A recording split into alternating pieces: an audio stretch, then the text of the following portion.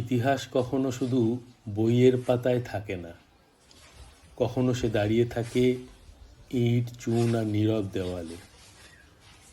এই যে অর্ধবৃত্তাকার ব্যারাকগুলো, ব্যারাকপুর ক্যান্টনমেন্টের বুকের ভেতর লুকিয়ে থাকা ভারতের প্রাচীনতম ব্রিটিশ সামরিক স্থাপত্যের এক জীবন্ত দলিল।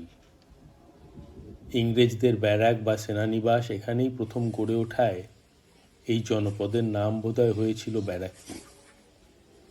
কারো মতে আবার সপ্তগ্রাম পরগনার অন্তর্গত এই অঞ্চল একসময় রুকউদ্দিন বারবক শাহের স্মৃতিতে বরাবকপুর নামে পরিচিত ছিল, যার অপভ্রংশেই আজকের ব্যারাকপুর।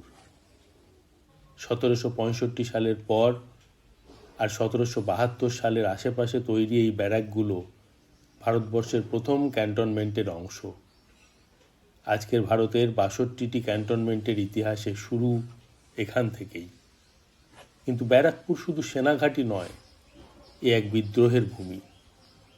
1857 সালের 29 মার্চ এই মাটিতেই প্রথম জ্বলে উঠেছিল প্রতিবাদের আগুন। কার্তুজে দাঁত বসানোর অপমানের বিরুদ্ধে গর্জে উঠেছিলেন এক সিপাহী, 34 নম্বর রেজিমেন্টের 5 নম্বর কোম্পানির মঙ্গল পাণ্ডে। এই অর্ধবৃত্তাকার ব্যারাকগুলোর দেওয়াল সেই গর্জন শুনেছে, দেখেছে ব্রিটিশ অবিচারের বিরুদ্ধে ভারতীয় আত্মমর্যাদার প্রথম প্রকাশ। আজ নীরব দাঁড়িয়ে থাকা এই ব্যারাকগুলো আমাদের মনে করিয়ে দেয়, স্বাধীনতা হঠাৎ করে আসেনি, তার শেকড় গভীরভাবে প্রথিত ব্যারাকপুরের এই ইতিহাসে। ইটের গায়ে লেখা আছে এক দেশ জাগার গল্প।